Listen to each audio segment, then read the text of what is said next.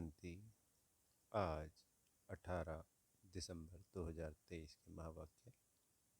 प्यारे मीठे बाप दादा जी ने कहा, मीठे बच्चे, आत्मा और परमात्मा का मिलन ही सच्चा सच्चा संगम अथवा कुंभ है। इसी मिलन से तुम पावन बनते, यादगार में फिर वह मेला मनाते हैं।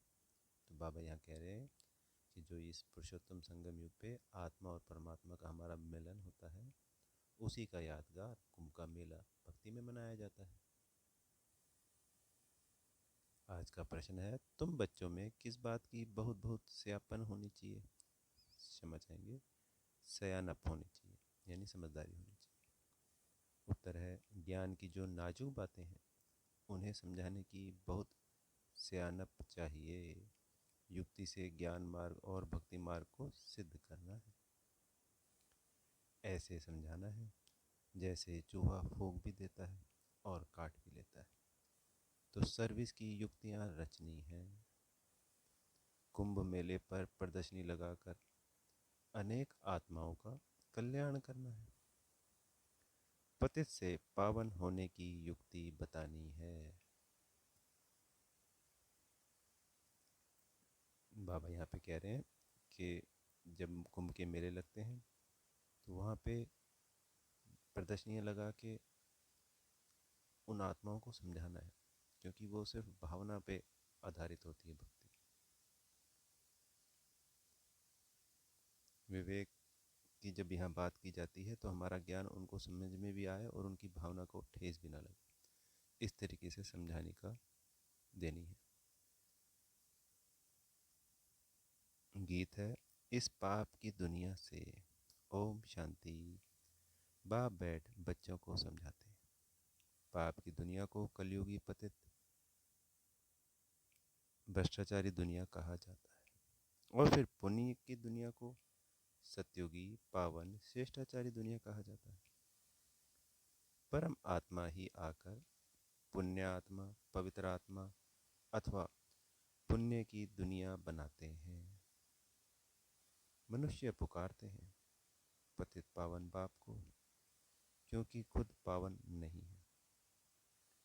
अगर समझते हैं पतित पावनी गंगा है, वह त्रिवेणी है, फिर पुकारते क्यों हैं कि हे पतित पावन आओ? अगर गंगा या त्रिवेणी ही पतित पावनी होती तो वहाँ पावन बन जाते, फिर भगवान को क्यों पुकारते? गंगा व त्रिवेणी तो है ही, उनके होते हुए भी पुकारते रहते हैं।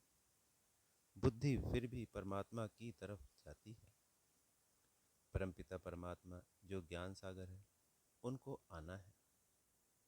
सिर्फ आत्मा नहीं, लेकिन पवित्र जीव आत्मा कहा जाएगा।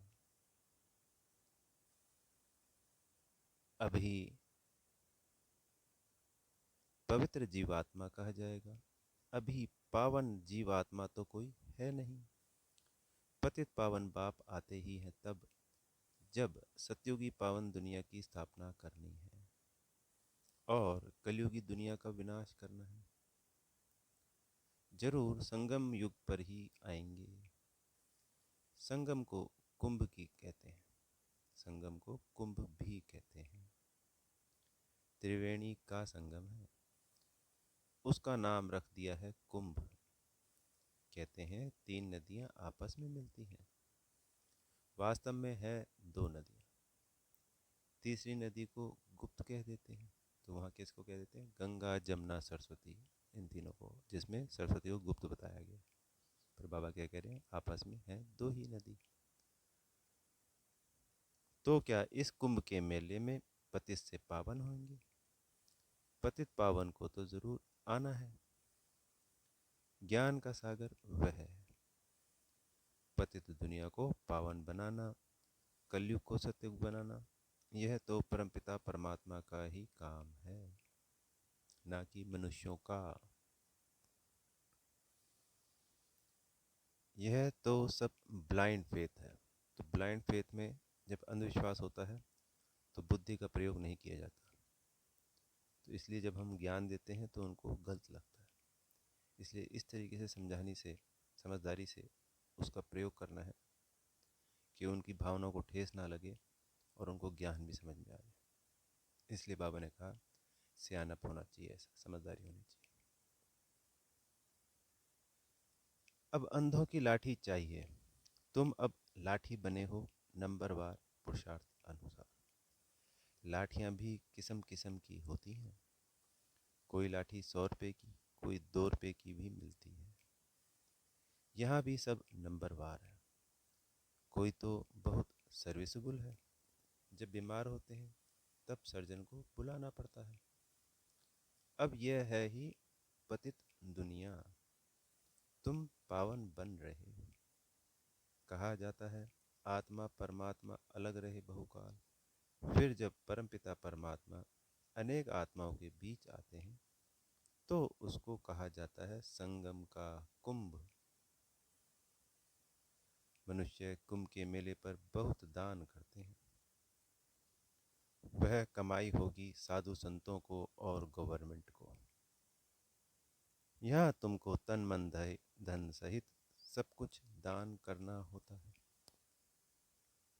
पतित पावन बाप को, वह फिर तुमको भविष्य में स्वर्ग का मालिक बनाते हैं। वह नाम लेते हैं त्रिवेणी का और दान देते हैं साधु संतों को। वास्तव में संगम उसको कहेंगे जहां सब नदियां आकर सागर में मिले। वहां सागर तो है नहीं, यह तो नदियां आपस में मिलती हैं। नदियां और सागर के मिलन को ही सच्चा सच्चा मेला कहा जाता है। लेकिन यह भी ड्रामा में नूंद है। इसमें गवर्नमेंट को भी रेल, मोटर गाड़ी, जमीन आदि से बहुत कमाई होती है, तो यह कमाई का मेला लगता है। इन बातों को तुम बच्चे जज कर सकते हो, क्योंकि तुम हो ईश्वरीय मत पर। तो कुंभ के मेले का अर्थ निकालना चाहिए। बाबा ऐसे देते हैं, जो सेंसिबल बच्चे हैं उनको उठाना चाहिए। नंबर 1 सबसे सेंसिबल तो है मम्मा, फिर दूसरा है संजय, जिसको फिर बांटने के लिए पर्चे बनाने पड़े। तो मम्मा और संजय यानी जगदीश भाई जी ही ज्ञान का मनन चिंतन करके पर्चे बनाते थे, फिर वो आगे बांटे जाते थे। यह त्रिवेणी पतित पावनी नहीं है। पतित पावन तो सर्व का सदगति दाता एक शिव बाबा है। त्रिवेणी को तो सदगति दाता नहीं कहेंगे। यह नदियां तो है ही, आने की बात नहीं। गाते हैं पतित पावन आओ, आकर पावन बनाओ। तो यह पर्चे निकालने चाहिए। बहनों भाइयों, क्या पतित पावन ज्ञान सागर परमपिता परमात्मा है या यह नदियां? यह तो सदैव है, नदियां तो सदैव है। परमात्मा को तो पुकारा जाता है आने के लिए। वास्तव में पतित पावन तो एक परमात्मा है। आत्मा परमात्मा अलग रहे बहुकाल। सुंदर मेला तब लगा जब सतगुरु मिला दलाल। वही सतगुरु आकर सबको सदगति दे वापस ले जाते हैं। ज्ञान स्नान तो वास्तव में परमपिता परमात्मा से करना चाहिए। पावन दुनिया की स्थापना परमपिता परमात्मा कराते हैं। तुम उसे जानते नहीं हो। भारत जब श्रेष्ठाचारी था तो उसमें देही अभिमानी देवता रहते थे, उसे शिवालय कहा जाता है। अब कुंभ पर जाकर बच्चों को प्रदर्शनी लगानी चाहिए, समझाने के लिए। समझाना है पतित पावन एक बाप है। वह कहते हैं मैं आता ही तब हूँ जब पतित से पावन बनाना होता है, तो प्रतिज्ञा करनी पड़े। रक्षाबंधन भगवान से ताल्लुक रखता है, ना कि साधु संतों से। प्रतिज्ञा परमपिता परमात्मा से की जाती है, ना कि त्रिवेणी से। हे बाबा, हम आपकी श्रीमत से पावन बनने के लिए प्रतिज्ञा करते हैं। बाप भी कहते हैं, मैं तुमको पावन दुनिया का मालिक बनाऊंगा। यह है बाबा के इशारे। इसमें सर्विस करने वाले बहुत तीखे चाहिए। चित्र भी और बनाने पड़े। इसके लिए अच्छा मंडप लेना पड़े। तुम्हारे दुश्मन भी बहुत निकलेंगे। कोई समय आग भी लगाने में देरी नहीं करेंगे। किसको झगड़ा करना होता है तो गाली देने लग पड़ते हैं। तुमको तो निरअहंकारी बन साइलेंस में रहना पड़े। ब्रह्मा कुमारियां मशहूर तो हो गई हैं, पर्चे आदि जरूर बांटने। कुंभ के मेले का खास महत्व रखते हैं। वास्तव में महत्व अभी का है। यह भी ड्रामा का खेल है। वहां से भी कोई का कल्याण हो सकता है, परंतु मेहनत लगती है। कांटों को फूल बनाने में मेहनत लगती है। कुंभ के मेले में प्रदर्शनी करने में भी हिम्मत चाहिए। जान पहचान चाहिए, जो कोई विघ्न ना पड़े, क्योंकि पंडाल भी लगाने होते हैं और फिर अफसरों के साथ थोड़ी बहुत जान पहचान भी ज़रूरी है। तुमको सिद्ध करना है कि पतित पावन कौन है। मनुष्य पावन दुनिया स्वर्ग को याद भी करते हैं। कोई मरता है तो कहेंगे फलाना स्वर्गवासी हुआ। वहां तो बहुत माल ठाल होते हैं। वहां से फिर यहाँ बुलाकर खिलाते क्यों हो? तुम श्रीनाथ के मंदिर में देखेंगे कितने माल बनते हैं। अब श्रीनाथपुरी और जगन्नाथपुरी वास्तव में है एक ही बात, परंतु वहां श्रीनाथ द्वारे में देखेंगे तो बहुत वैभव बनते हैं और जगन्नाथपुरी में सिर्फ फीके चावल का भोग लगता है। घी आदि कुछ नहीं पड़ता। यह फर्क है। गोरा है तो ऐसे माल और सांवरा है तो ऐसे सूखा चावल। तो जगन्नाथपुरी हो गई।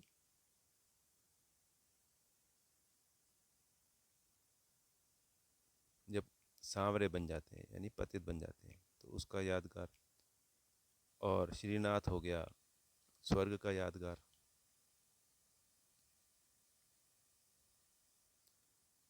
राज बड़ा अच्छा है, यह बाप बैठ समझाते हैं। श्रीनाथ द्वार में इतना भोग लगाते हैं तो फिर पुजारी लोग दुकान में बेचते भी हैं। उन्हों की कमाई का आधार भी उस पर है। मिलता मुफ्त में है, फिर कमाते हैं। तो देखो कितनी अंधश्रद्धा की बातें हैं। यह है भक्ति मार्ग। ज्ञान मार्ग सदगति मार्ग है। गंगा स्नान से थोड़ी सदगति होती है। बड़ा युक्ति से समझाना है। जैसे चूहा फूंक देकर काटता है। बड़ी ही सियानप चाहिए समझाने की, और पहले तो समझने की और फिर समझाने की। कितनी नाजुक बातें हैं। मनुष्य कहते हैं कि हे परमपिता परमात्मा, तुम्हारी गत मत तुम ही जानो। इसका अर्थ तो समझते नहीं। तुम्हारी श्रीमत से जो सदगति मिलती है वह तुम ही कर सकते हो और कोई कर ना सके। सर्व का सदगति दाता एक है। सर्व अक्षर जरूर डालना है। समझाया बहुत ज्यादा है, परंतु समझने वाले तो बहुत थोड़े निकलते हैं। प्रजा तो बहुत बनती रहती है। मनुष्य खुदा के नाम पर बहुत दान पुण्य करते हैं तो एक जन्म के लिए फल मिल जाता है। यहाँ तो 21 जन्मों के लिए मिलता है। ईश्वर अर्थ दान करने से ताकत मिलती है। यह ईश्वर को जानते ही नहीं तो ताकत ही नहीं रही न। हिंदुओं के गुरु गोसाई तो ढेर हैं, क्रिश्चियन का देखेंगे तो एक है, एक का कितना रिगार्ड है। रिलीजन इज माइट कहा जाता है, यानी जो धर्म होता है वो शक्ति होती है। तो हमारा धर्म बट गया, इसलिए शक्तिहीन हो गया। सबसे पहले तो भगवान को नहीं जाना, निराकार की बजाय साकार में आ गए। फिर साकार में भी एक नहीं रहा, अनेक हो गए। फिर साकार के बाद फिर गुरु हो गए, उसमें भी एक नहीं रहा, अनेक हो गए। फिर भक्ति मार्ग में भी किस किस की पूजा, देवताओं के अलावा प्रकृति के 5 तत्वों की पूजा करनी शुरू कर दी। फिर भूत पूजा, मनुष्यों की पूजा करनी शुरू कर दी। तो कितना गिरते चले गए, तो उसकी शक्ति खत्म हो गई। तो कितनी ताकत मिलती है। बाबा कहते हैं, बच्चे तुमको यही, सबको यही वशीकरण मंत्र दो। बच्चों को बाप कहते हैं, तुम जहाँ से आए हो उसे याद करो तो अंतमति सो गति हो जाएगी। बाप को याद करने से ही पावन बन सकते हो, पाप दग्ध होंगे। बाप और वर्षे को याद करना है, जिससे सारा चक्र बुद्धि में आ जाता है।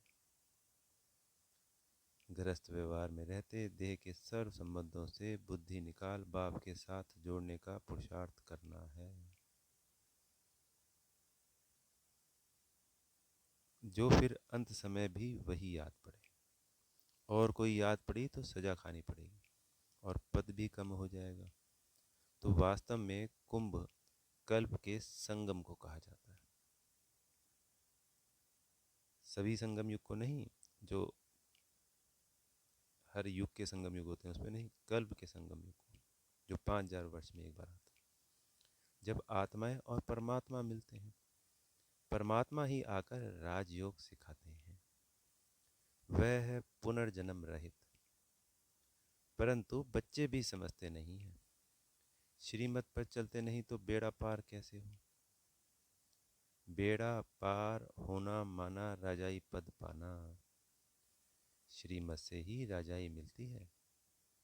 श्रीमत पर नहीं चलते तो आखिर खत्म हो जाते। सजनियां साथ में वह चलेंगी जिसका दीपक जगा हुआ होगा। जिनके दीवे बुझे हुए हैं वह साथ में थोड़ी चलेंगे। तो जो बाबा की श्रीमत पे अपनी आत्मज्योति को संपूर्ण रीति से जगा देंगे, वही तो बाबा के संग जाएंगे ना। जिनके बुझे हुए होंगे उनको थोड़ी लेके जाएंगे, लेके तो जाएंगे साथ में, बिल्कुल जैसे बाबा कहते हैं ना, सजनी बनकर। अनन्य बच्चे ही चलेंगे, बाकी तो नंबरवार पिछाड़ी में आएंगे। लेकिन पवित्र तो सब बनेंगे। सब आत्माएं भी एक जैसी ताकत वाली हो नहीं सकती।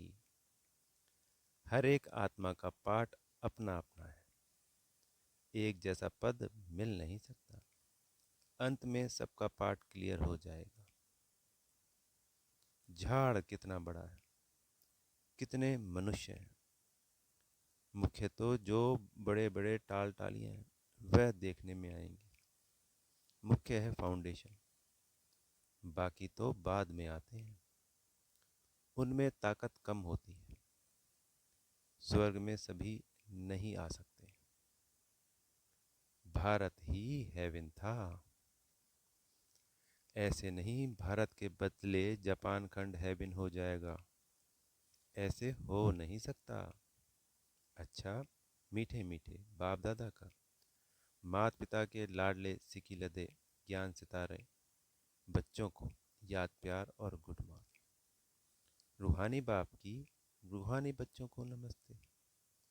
रात्रि क्लास है 24 अप्रैल 1968 की। बच्चों को समझाया गया है, और धर्म संस्थापक कोई सभी का कल्याण नहीं कर सकते। वह आते हैं, सभी को ले जाते हैं। जो लिबरेट कर गाइड करते हैं उनका ही गायन है। वह भारत में ही आते हैं, तो भारत सभी से उच्च देश ठहरा। भारत की बहुत महिमा करनी है। बाप ही आकर सर्व की सदगति करते हैं, तब ही शांति होती है। विश्व में शांति थी। सृष्टि के आदि में स्वर्ग में एक धर्म था, अभी अनेक धर्म है। बाप ही आकर शांति स्थापन करते हैं। कल पहले मिसल करते हैं। तुम बच्चों को ज्ञान मिला है तो विचार सागर मंथन चलता है, और तो कोई चलता ही नहीं है। यह भी तुम समझते हो। देह अभिमान के कारण देह को ही पूजते हैं। आत्मा पुनर्जन्म तो जरूर यहाँ ही लेगी ना।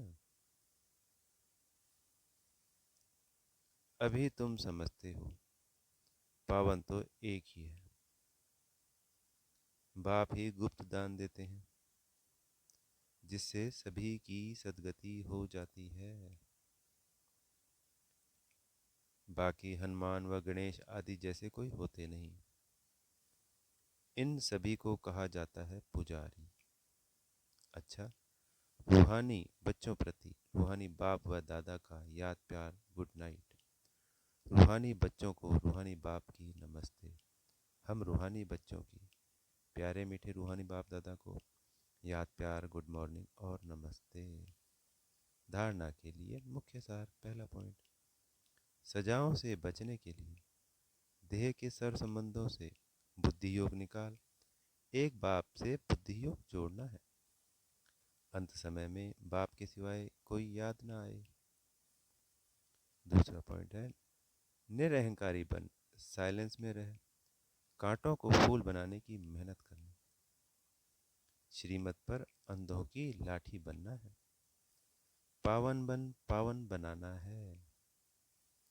वरदान है आज का, सदगुरु जी से मिल रहा है, स्वीकार करेंगे हम सब बच्चे। समर्थ संकल्पों द्वारा जमा का खाता बढ़ाने वाले होली हंस भव। जैसे हंस कंकड़ और रतन को अलग करते हैं, ऐसे आप होली हंस अर्थात समर्थ और व्यर्थ को परखने वाले। जैसे हंस कभी कंकड़ को चुग नहीं सकते, अलग करके रख देते, छोड़ देते, ग्रहण नहीं करते, ऐसे आप होली हंस व्यर्थ को छोड़ समर्थ संकल्पों को धारण करते हो। तो जो होली हंस होता है वो क्या करता है?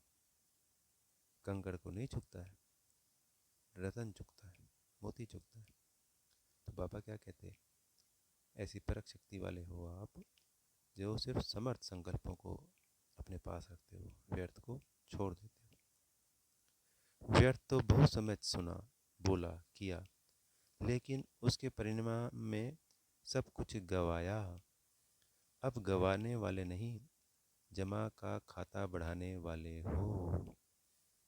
स्लोगन है, स्वयं को ईश्वरीय मर्यादाओं के कंगन में बांध लो तो सर्व बंधन समाप्त हो जाएंगे। कितनी सुंदर स्लोगन है कि ईश्वरीय मर्यादा में अपने आप के कंगन में हम बांध लेंगे तो सर्व बंधन संसार के समाप्त हो जाएंगे। अच्छा, ओम शांति। बेहद का शुक्रिया प्यारे मीठे बाप दादाजी का।